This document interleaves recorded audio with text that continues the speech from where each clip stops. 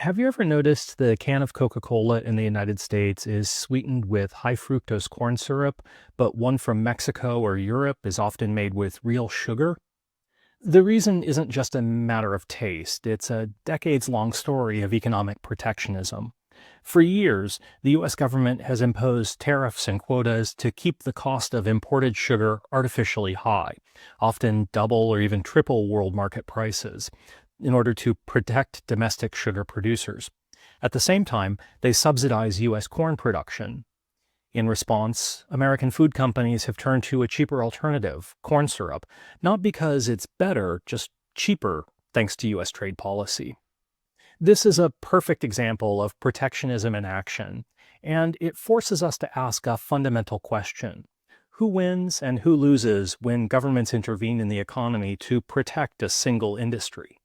So in this video, we'll explore the tools governments often use to shield their economies and the unintended consequences that sometimes follow. So, what exactly is protectionism? At its core, protectionism refers to government policies that regulate or restrict international trade in order to support or shield domestic industries from foreign competition. Protectionism stands in contrast to free trade, where goods and services move across borders with minimal interference. This model is rooted in the theory of comparative advantage, which, as we've seen, suggests that countries benefit most when they specialize. But in the real world, governments often step in to protect particular sectors of the economy. That might be to save jobs, support national industries, maintain strategic reserves, or respond to domestic political pressures. It's important to remember that protectionism isn't always about stopping trade entirely. More often, it's about shaping the terms of trade to serve specific political or strategic goals, whether that means blocking cheap imports to save jobs or boosting domestic production with subsidies to ensure national security. Sometimes that means blocking cheap imports, other times it means boosting domestic production with favorable subsidies or regulations, and often it means a mix of both. Whether the goal is to protect infant industries, reduce dependency, or respond to trade imbalances, protectionist policies are always about power and priority. Who gets helped, who gets hurt, and who decides. Governments have a variety of protectionist tools they can use to regulate and influence trade, each of which functions a little differently. Let's walk through the most common ones. A tariff is a tax on an imported good. It raises the price of foreign products, making them less competitive compared to domestic alternatives. Tariffs are paid by the person or company importing the item, not by the foreign government. For example, if a $500 imported washing machine faces a 20% tariff, its effective price is now $600, $500 for the washing machine plus $100 for the tariff. In theory, that gives domestic producers room to charge more without being undercut by cheaper imports. Tariffs are one of the oldest and most visible tools of protectionism. While one of the primary goals of the World Trade Organization and regional trade blocs was to reduce tariffs, they've returned in recent years. In 2018, the U.S. imposed tariffs on Chinese steel and aluminum, phrased as a way to protect American industry and national security. And more recently, President Trump has made the extensive use of tariffs a centerpiece of his trade policy, using them not only for protectionism, but also as a tool to try to influence other governments. A quota limits the quantity of a specific good that can be imported. Instead of raising prices with taxes, it restricts the supply directly. For example, Japan long maintained strict quotas on rice imports to protect domestic farmers and to preserve food self-sufficiency. Once the quota is filled, no more of that good can enter the market, regardless of price. A subsidy is a payment or financial support from the government to domestic producers. This helps them compete with foreign rivals by lowering their production costs. In the United States and the European Union, agricultural subsidies are massive. Farmers receive support to grow certain crops or to maintain certain production levels, even when global prices are low. Critics argue that subsidies distort trade because producers in the global south can't compete with the subsidized goods flooding their markets. But not all protectionism is as obvious as a tax or a quota. Some trade restrictions come in the form of non-tariff barriers, things like safety regulations, environmental standards, or labeling requirements. Sometimes these trade barriers serve legitimate public goals, but often they're acting as a form of disguised protectionism. and as a result, they're often controversial. For example, the European Union bans the import of hormone-treated beef from the United States, citing health concerns. But American producers argue the ban is more about protecting European farmers, not consumers. We've covered this in more detail in another video, but it's worth revisiting here. Currency manipulation can also act as a form of protectionism. If a country deliberately keeps its currency undervalued, its exports become cheaper and imports become more expensive. This has the same effect as a tariff, but through monetary policy instead of taxes. China has faced long-standing criticism over keeping the value of the yuan low to support its export-driven economy.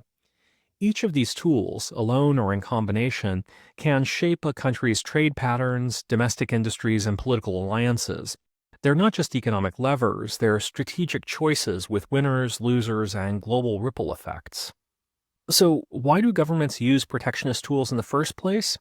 If free trade is supposed to benefit everyone, why intervene at all? The answer lies in the political and strategic goals that often outweigh pure economic theory. Let's walk through some of the most common reasons countries turn to protectionism. One of the oldest arguments for protectionism is the infant industry rationale.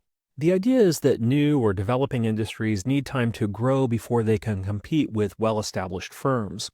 Just as a startup might need financial backing in its early years, domestic industries may need protection from international competition until they reach economies of scale. This was a central part of the economic development strategies used in countries like South Korea and Taiwan in the 20th century, and it's still cited in many parts of the global South today. Some industries are considered too important to leave vulnerable to foreign competition, especially in areas like energy, food, defense, and technology. The argument is simple. No country wants to be entirely dependent on a rival for products like steel, semiconductors, or pharmaceuticals. Protectionism can be seen as a way to maintain strategic independence. Perhaps the most politically powerful justification is the desire to protect domestic jobs. If a local factory closes because of cheap imports, the economic impact goes beyond the spreadsheet. It affects workers, families, entire communities. Trade liberalization may offer long-term national gains, but the short-term pain is often concentrated in specific sectors or regions.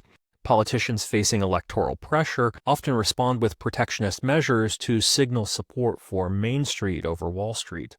Protectionism is often as much about politics as economics. Influential industries, trade unions, or agricultural lobbies may push for trade barriers to protect their interests, even when economists argue against them. These groups may frame protectionism as economic patriotism, job security, or even cultural preservation. And in democracies, that political messaging often resonates. And sometimes, protectionist policies are used not just to defend domestic industries, but to retaliate against other countries' actions. For example, if one country imposes tariffs on your exports, you might respond with a similar kind in order to create leverage in negotiations. Trade policy becomes a tool of diplomacy or even economic warfare. In short, countries use protectionist tools for a mix of economic, political, and strategic reasons. Even when free trade might make sense on paper, real-world governments operate in a world of voter pressure, national interests, and global competition. While protectionist policies may serve short-term political goals, most economists argue they come with a significant long-term cost. For decades, the global trend was towards trade liberalization, based on the belief that it would foster growth and efficiency. The recent shift back towards protectionism has been met with skepticism from many of those same economists who point to several key problems. One of the most common criticisms is that protectionism leads to higher prices and fewer choices for consumers. When you tax imports or restrict supply through quotas, you raise the cost of those goods. Domestic producers may benefit, but consumers pay more at the register. For example, when the U.S. imposed tariffs on washing machines in 2018, prices for the new washers rose by nearly 20% in a year. Those tariffs protected American manufacturers, but consumers wound up footing the bill. Protectionism can also lead to economic inefficiency. By shielding industries from competition, governments may inadvertently support firms that are less productive or innovative. Instead of investing in industries where a country has comparative advantage, resources may get diverted into sectors that survive mainly because they're protected. This can slow economic growth, reduce productivity, and discourage firms from modernizing or improving. Protectionism can escalate quickly. If one country imposes tariffs, others may retaliate with tariffs of their own. This can spiral into a trade war where all sides raise barriers and global trade slows down, and as a result, no one really wins. The recent US-China trade tensions are a perfect example of this, as each country has slapped tariffs on hundreds of billions of dollars in goods, disrupting supply chains and creating uncertainty in global markets. The conflict spilled over into export bans, trade restrictions, and accusations of unfair trade practices. Critics also point out that wealthy countries often preach free trade while protecting their own industries, especially in agriculture. US and EU subsidies for crops like cotton, corn, and wheat depress global prices, making it nearly impossible for small farmers in developing countries to compete. This double standard has been a major point of tension in global trade negotiations, particularly at the World Trade Organizations and especially in the Doha Round and beyond, where the Global South has demanded greater equity in trade rules. And finally, some argue that protectionism encourages rent-seeking behavior, where powerful industries lobby the government for special treatment, not because they're efficient, but because they're politically connected. This can create long-term distortions, entrench inefficiencies, and shift economic policymaking away from the public interest and towards narrow private gain. In short, while protectionism can offer short-term relief or strategic leverage, it often comes at a cost: higher prices, slower innovation, trade conflict, and growing inequality. That's why the debate over protectionism isn't just about economics. It's about values, priorities, and whose interests are being protected. So let's go back to where we started, that can of Coca-Cola in your fridge, sweetened with corn syrup instead of cane sugar.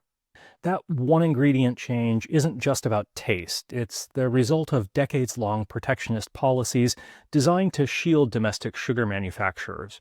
And it worked. The U.S. sugar industry is still standing. But it's also changed how food is produced, raised prices for consumers, and led companies to find cheaper workarounds like corn syrup. And that's the heart of protectionism. It's never just about economics. It's about choices, priorities, and trade-offs.